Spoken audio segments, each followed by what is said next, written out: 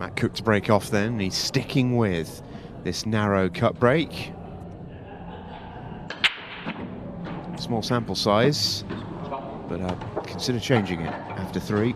2 real misses, 1 hit. Yeah, I'm not a massive fan of the narrow cut break. It's hard to get that right.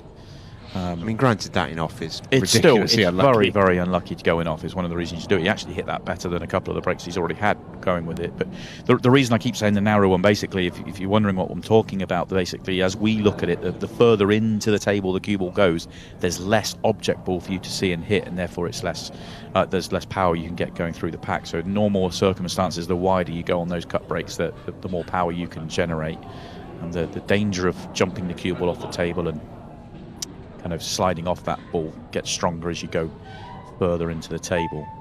Has not left a good layout though. This is a messy one, and they may pull back now.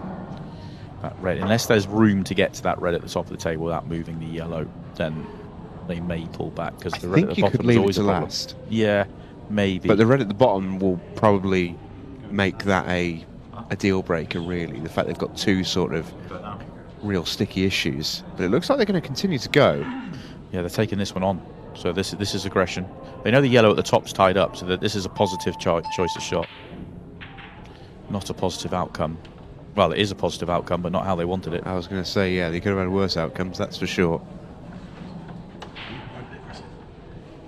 That's freedom, and that's good confidence shown from the pairing of Cousins and Thompson. Well, that's the sort of shot I mean, obviously it was Shane playing it, but that's the sort of shot we're used to seeing Tom taking on. You know, he's all about opening up his toughest ball as early as possible, and there was work to do at the top of the table, and you've got to get your set and then do it.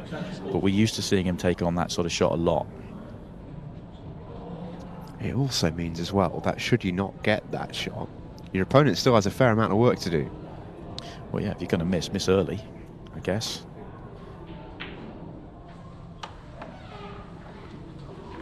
And that is certainly, if that red at the top is accessible, that's left the frame on. Yeah, I think it goes. I think the cue ball slides past. You need to be quite straight on the red to top right to get there, but even if not, can they get onto the red? See the red, yellow, red. Clip that the left-hand one of that in. 8 balls blocking it from here, but take the other one to get to it. You can go into that yellow and open it up. So they've got options here at the top of the table. Well, he's going to go into it from there. Again, that's another Tom Cousins type shot. Just never hangs about. If there's a way to get to his problem, he goes to it straight away. He's actually been really unlucky, I think. He's still okay. Yeah, they're on this one at the top. It's fine. No problem here. It's just deciding on their route. When to get on the one on the left-hand side cushion.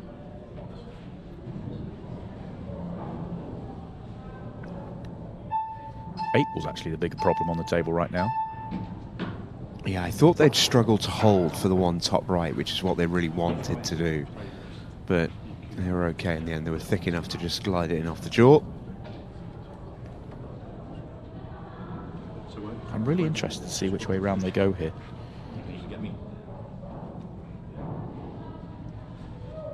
It's still fiddly. Everything goes, everything's got a pocket, but connecting them all together is fiddly, and the 8 ball being the bigger one of them all.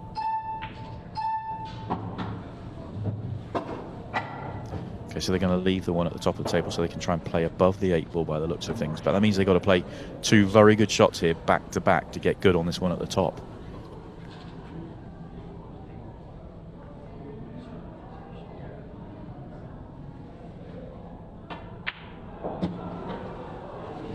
It was a good pot, but they have not got the cue ball. Needed to get to that bottom cushion, ideally. I think that must have been what he was trying to do. And then you're just going up the left-hand side of the table, the top side of the table as we look from here. Now Tom's got to play a big positional shot. Off angle.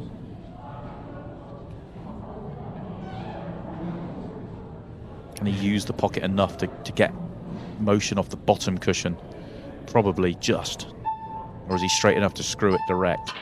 Screw it direct with reverse side. Through the gap. Too much.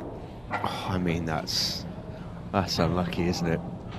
He screwed the ball back a good, 6 or 7 feet? And he's 3 inches too far. But he could have been a couple of foot shorter than that and still been okay. So whichever way you want to look at it.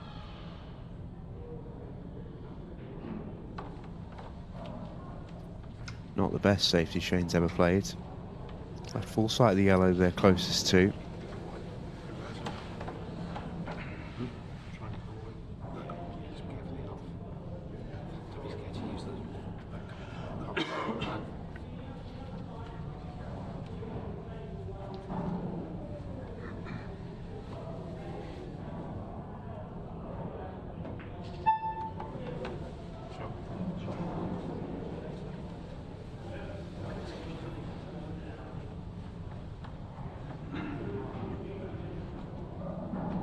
Such a temptation here to try and drag this frame out for as long as you possibly can if you're Tom and Shane here. But remember, this is off the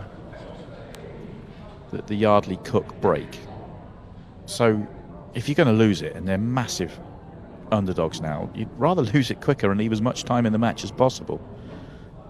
You can't kind of tell yourself that when you're out there, but actually it's to their benefit just to lose it next visit. Or win it, you know, as in make the miracle shot. But the last thing that they want is to this frame to hang around for a while. Back themselves, they've got the next break, they both back themselves to clear up off their breaks at a high percentage, especially, you know, the way Tom's gone over the last 2.5, 3 years.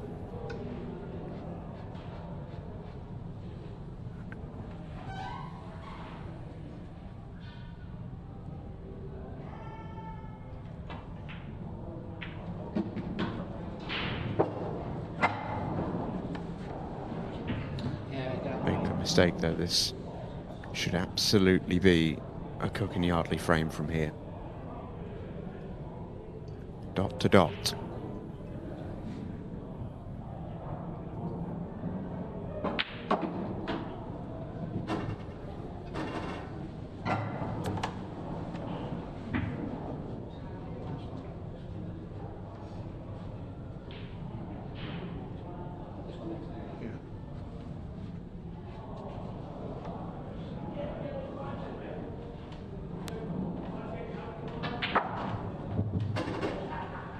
Pretty routine from here. Every second that's ticking down will be torture to Tom and Shane. Expected to be Shane with the break next.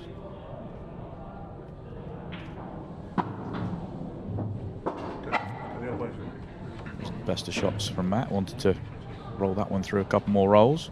Won't cause too many issues.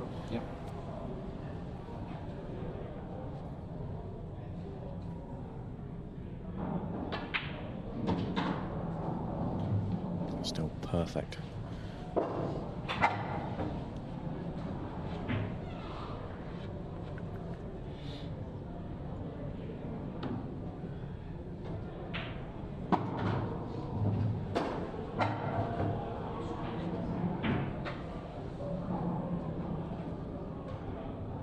First frame has taken a long time.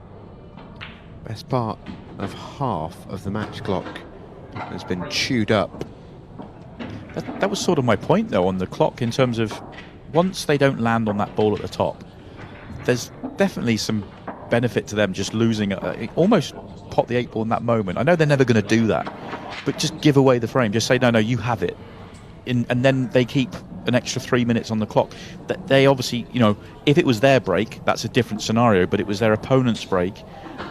I don't know, it's an interesting thought. Well, and especially interesting there is you saw Shane Thompson ask our referee 𝗟𝗩𝗘𝗀, does the clock knock stop?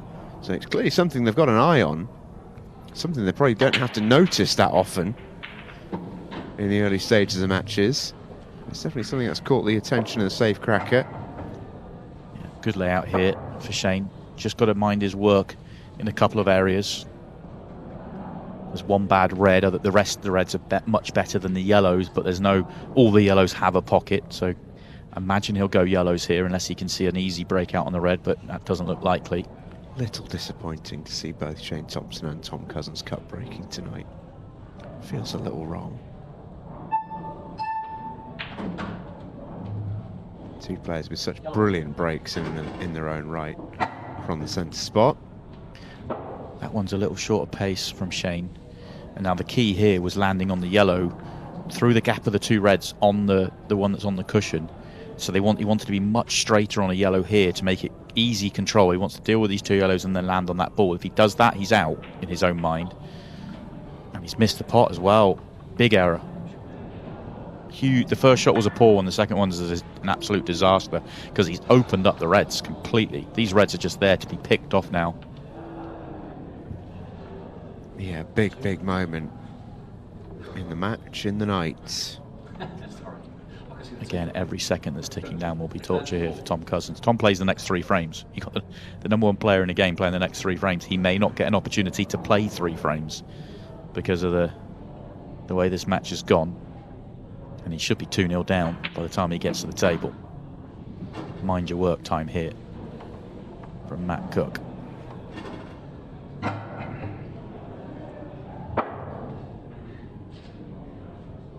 Yeah, and these really are gimmies at this level.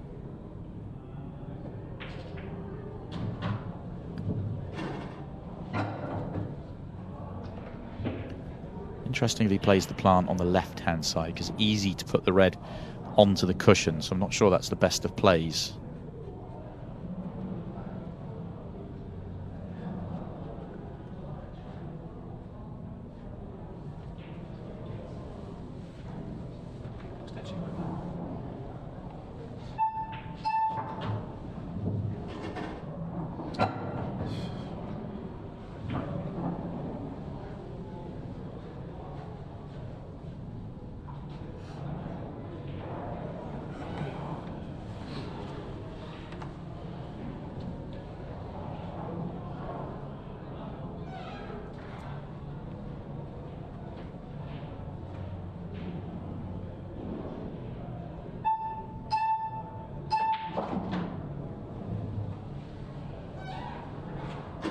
Nice shot. Another roll or two would have been absolutely plumb perfect, but he's pretty good.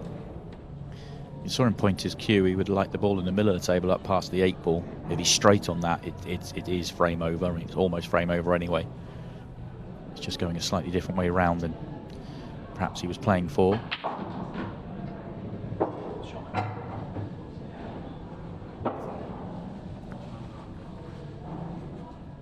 There was so much room on that visit, though, that it's difficult to really see a way in which Matt could have gone wrong. You look at the yellows and where they're positioned; they're just out the way. It's so much real estate for him to play with that this was always very unlikely to go wrong for Cookie.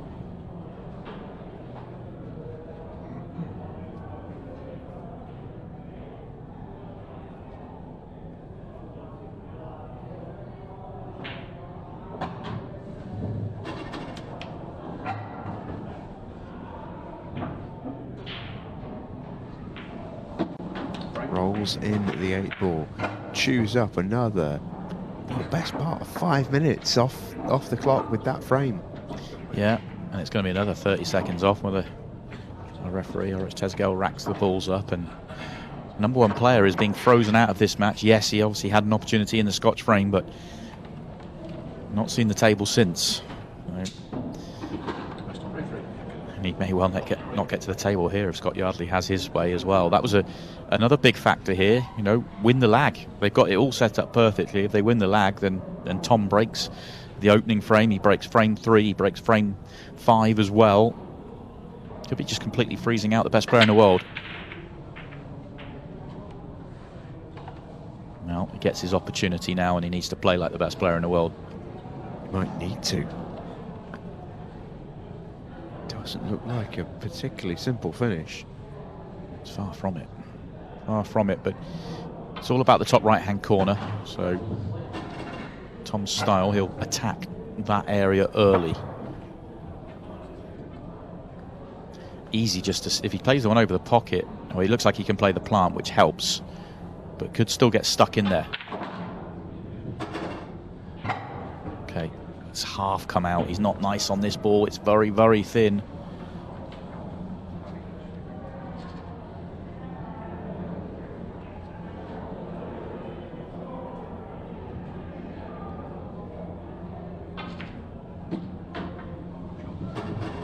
Beautiful shot.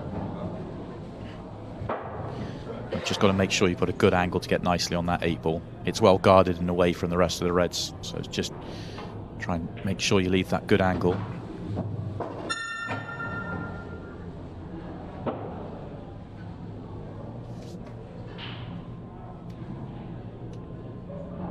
I think he's gone a roll further down on table than he wanted. Didn't want to be hampered.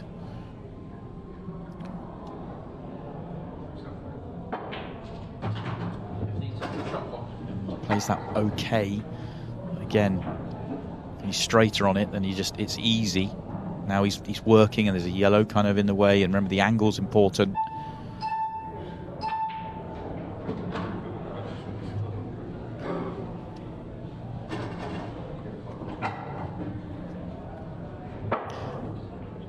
Doesn't look a great angle at first glance. And he's got no time. Might have to just leave himself a horrible 8-ball.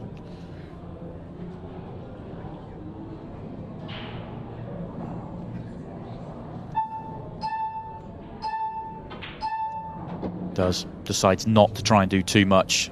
Could have played that back with reverse side, but those two yellows then play huge. And remember, he played that shot in the opening frame and it went wrong. So a tough 8-ball here. But it's an 8-ball he's deliberately left himself. And you never thought that was missing, did you? Talk about mentality with 8-balls. We talked about it earlier on tonight. Tom Cousins picked his poison, backed himself to make it. And that intention you felt was key. Yeah, and the one thing there as well, I mean, that was such a Tom Cousins visit to the table, attacked the bad area of the table quickly. The only thing that wasn't like Tom Cousins was probably forced on a little bit by the 15 seconds of shot. Is once he'd opened it up, he just allowed the cue ball to run into a little bit of bother, stopped him from getting good on the 8-ball. But it's certainly the way that Tom attacks his game. So good to watch. Scotch frame. 3 minutes, 33 seconds remain.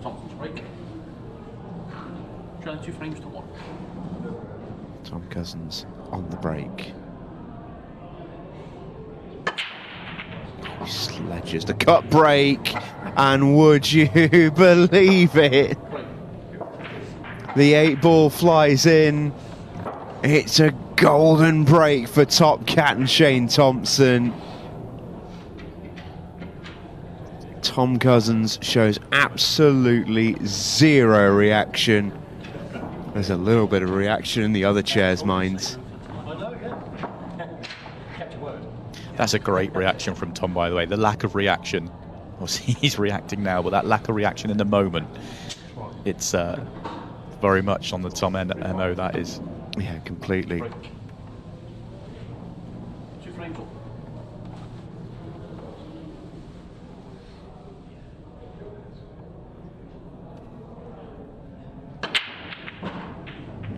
Eight-ball flying again. What a break. Yeah, brilliant break. Needs a red. Needs a red. He's got one down the table, I think, the gap. And he's got to play it. Got no choice. This goes in and he lands on the one at the bottom. It's just a perfect layout. Oh, that's a great cannon for him. That's worked out perfectly. Didn't think he'd try and move that. I thought he was just going to try and play on it, but going into it, and it could not come out much better for him. Only thing to say here now on the clearance is when you play the plant to top right, make sure that red doesn't go and sit on the yellow. Oh, he tried to use the yellow to take it out of play. He tried to play the red off the yellow onto the pocket, and he's missed the yellow. It's a big error, and he's allowed Tom to the table here. 2 minutes and 5 seconds left. 𝗏𝗃𝗃 to win it. There's an argument here. Whether they think about it in the moment, 2-2 is a great result for Tom and Shane. It basically still keeps their last match of the night as a straight knockout. Now, they can run the clock down here to that moment. Oh, that's unlucky. Definitely more of an argument for it now. Yeah. I can't imagine. I think you're absolutely correct. I don't think it will be in either of the pair of them's minds. It takes Scott and Matt out of it in terms of it's on their own. They're not out of the night, but it's on their own cue, basically. Yeah, they've just got to take the draw. I actually think Shane's got in his ear. I think Shane's on it here. I think this is... Well, he's playing the combination. Oh, he's just playing the loss of turn. That's bold. This red can't pass the other red to bottom right. Otherwise, there's no way you can play that. If this goes, that's a mistake for me. Because you could pop the other balls in the open and run the clock right down and leave no time. Oh, it goes. Very, very fortunate there. And now he's actually got time to go and win it. He put all the pressure on Matt Cooke. I mean, it was a tough shot that he left, but brave to leave that. And no need to leave it, is my point. There's no need to leave the shot on at all. 31 seconds. Tom Cousins won his last title with an absolutely brilliant buzzer beater in the decider in the Pro Series final against 𝗏𝗏𝗏𝗏. This will not faze him.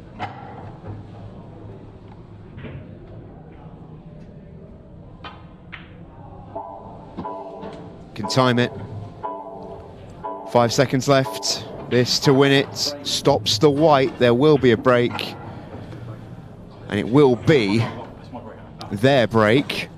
But Tom probably should have just made sure. I mean, that's slightly careless from Tom, because that was as easy a buzzer beat as you're ever going to get, in terms of all you got to do is roll that in and the cue ball's going to go forward for a second and that would have killed the clock. The only thing is, it is Shane's break, so it's only a golden duck that hurts them. I mean, Shane does have the potential to do the funniest thing ever here and hit a golden duck. But that won't happen. Well, I would laugh. Yeah, I mean, it won't. It won't happen. He won't risk it. Cue ball right into the side. You notice how he's changed sides here, right into the middle of the right-hand cushion. No danger here.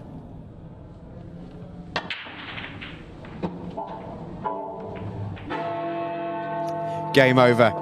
Shane Thompson and Tom Cousins win it, steal it away at the death. 𝗏𝗏𝗏𝗏 coming up big in match number 2, and they have the opportunity to seal the deal later on in the piece. Tough one for Cooke and Yardley, but 𝗏𝗏𝗏𝗏 and Safecracker are well placed in the Pairs Cup.